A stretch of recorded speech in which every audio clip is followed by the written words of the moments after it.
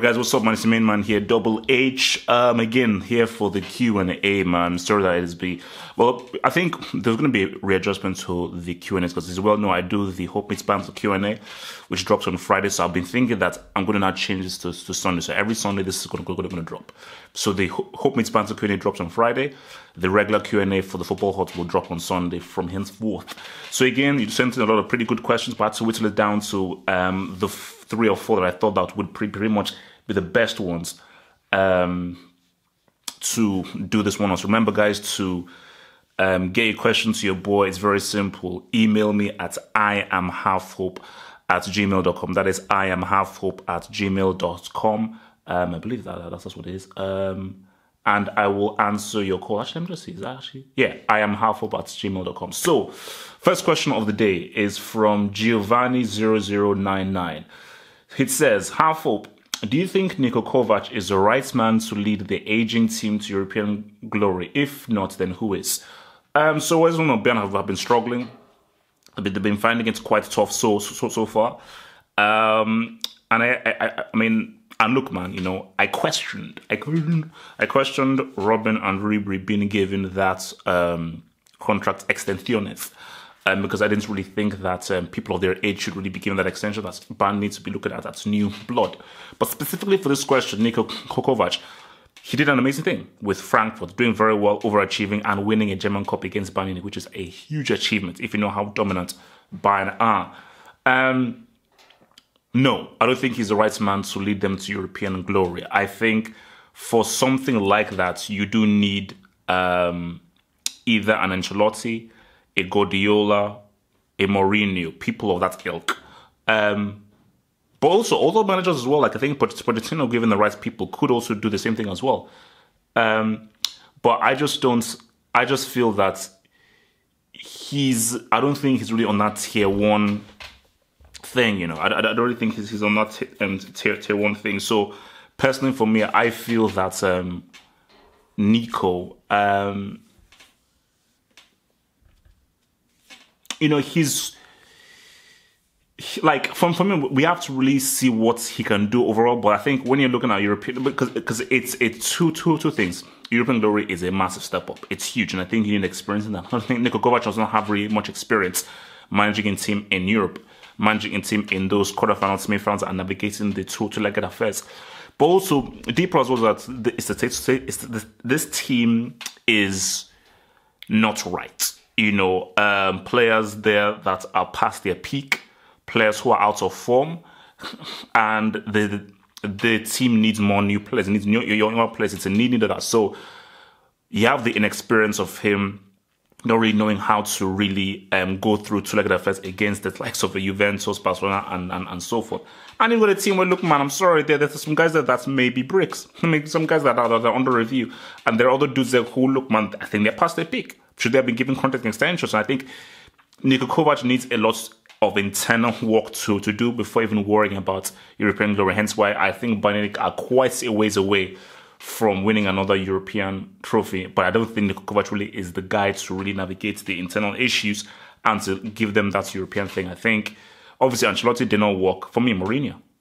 It's ultimately what I think give Mourinho this team, because you saw what Mourinho did with a bunch of genuine bricks, taking them to second place and winning 3 trophies the season before. Put Mourinho in this team, he'll do something. He'll get the best out of this team. From Taupiwa Musa, for the Q&A, where would you vaguely rank Ciro Immobile in terms of forwards in Europe? Granted, he has had some turbulent times at other clubs, but he seemingly found the perfect fit at Lazio, but he's rarely spoken about in conversations of lethal forwards in Europe.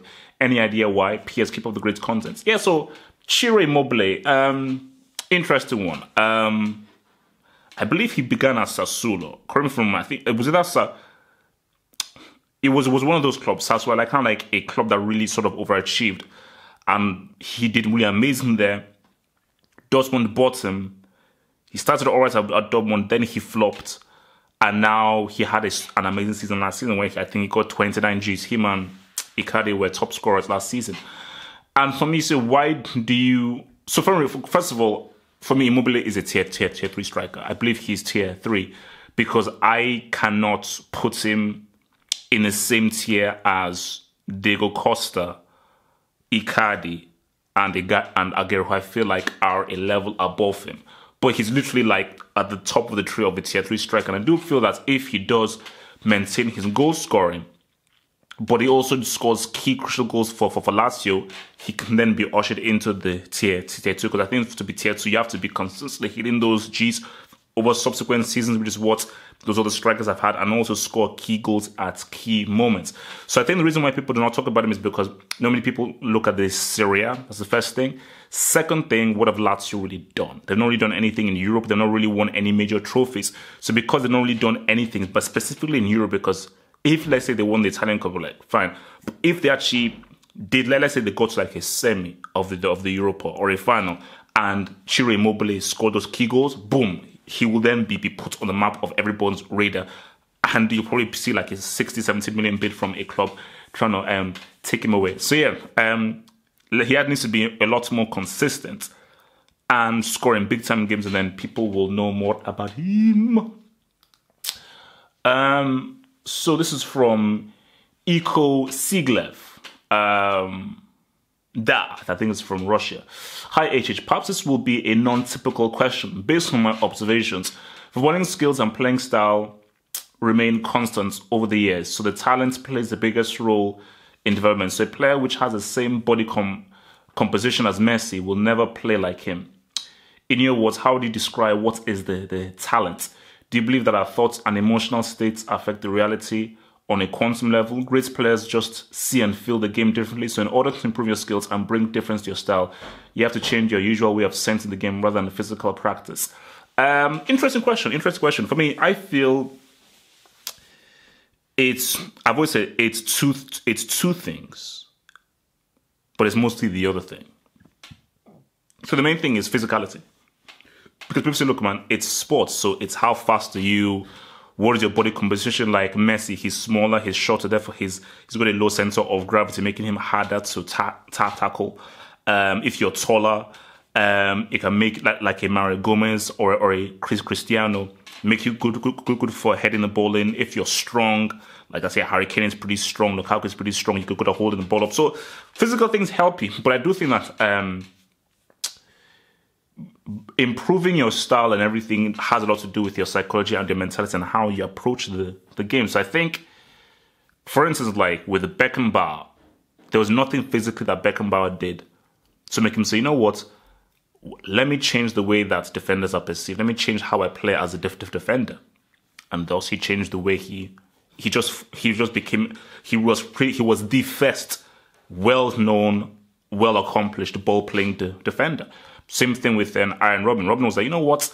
I'm going to perfect the ability to cut in on the inside and shoot with my left, and make sure that I perfect it so well that even if guys know what I'm doing, they cannot stop me. And that is what he did. So that was really a mental thing. So I think for improvement, it's definitely physical, because I have to go on the training ground and I got to perfect that skill of playing from the back as a defender or cutting in onto your left. But it's a mental thing, because a lot of the stuff on football is how you interpret the game psychologically. That's why one of the key things of players, one of the key things that makes a great player from a not so great player is decision making. Decision making has nothing to do with physicality. Decision making is about your brain. It's about thinking. It's about making the right decisions. Okay, this is when I shoot. This is when I should dribble. This is when I should pretend to shoot. This is when I should then feint, dummy him, and then play a pass. This is the kind of through ball to have. This, okay, maybe a ball over the top, a ball down. This is the kind of weight of pass. Maybe a cut it through on the inside of the defender, making it harder for him to defend it. So the decision making is huge. I mean, the amount of times that goals have not been scored from a counter-attack because of bad decision making is crazy. You know, you make the right decision. Obviously, you need to execute it, but you make the right decision.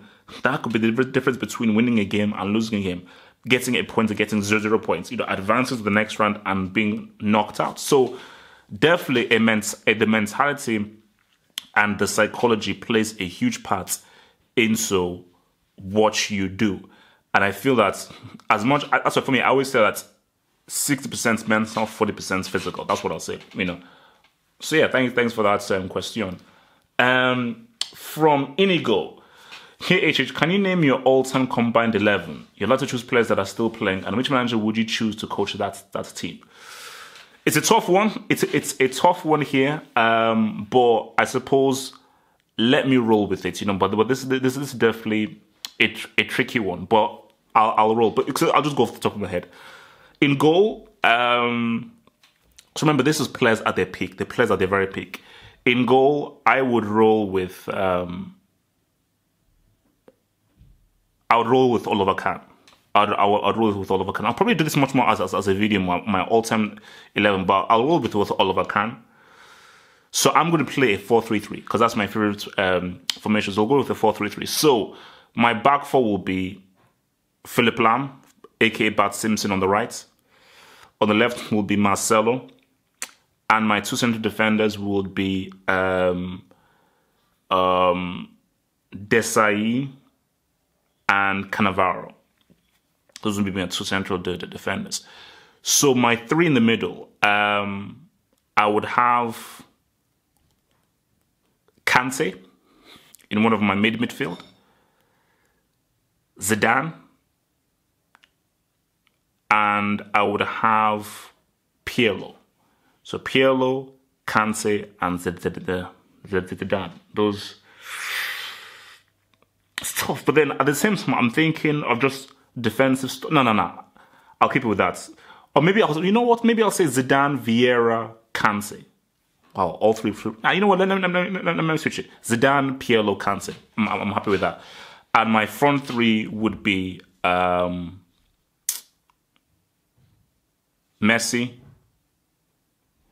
Maradona, Ronaldo.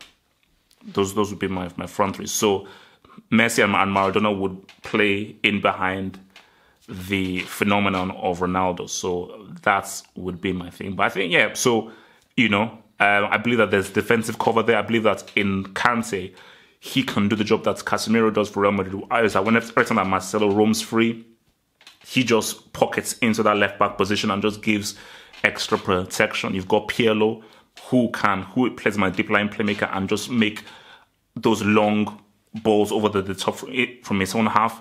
Zidane, who dictates the tempo of the game and also comes as an attacking midfielder. You have perhaps one of the best attacking playmakers of all time in Maradona and Messi. You have one of the most clutch, deadliest strikers, footballers of all time in Ronaldo. But Simpson, I would say, I believe he's the best defender of all time and the best right back of all time. You've got two stalwart defenders. You have Desai, who is very good at bringing the ball and very good on the ball. And you have Cannavaro, who is very good in the aerial ability and reading the game. And in Oliver Kahn, you have a guy who is not only a top clutch keeper, he's a leader. And I would probably make him my captain. I'd probably make Kahn my captain because of his leadership, how he shouts at guys, and just the kind of confidence that he exudes within the team. So yeah, maybe I'll do a longer video on that, but yeah, that would be my all-time 11. And, I almost forgot, Frank Rijkaard. Frank Rijkaard would be my manager because I just feel that, because I was going to go for Mourinho, but I'm just looking at the team, especially the attackingness and the offensiveness of the team. I've got to go with Rijkaard, who I believe that if Rijkaard brings his philosophy into that team and the way they move forward, for me, that team would be unstoppable. Because even if you may score against them, that team would score against any team because there's just too much talent going forward in that flipping team. But also, you know what I would say? I think on the bench, I definitely have Ronaldinho, Okocha, Nesta, perhaps maybe Buffon or Neuer, maybe my second keeper as well. And I'll probably even roll in with Rivaldo as well. So yeah, it's tough. It's a pretty tough. So Pope, thanks to you. So guys, that is the end of this Q&A. Remember to send in your questions in. Just email me at iamhalfhope@gmail.com. Email me at iamhalfhope@gmail.com, and I'll answer your questions. Bada bing, bada three smacks. Peace out. Stay true. Stay black. Thank you for watching this video. Think about pledging and become a Half of Football Hot patron. Pledge an amount each month and gain access to exclusive videos from your boy, the Football Hot, for more analysis. Peace.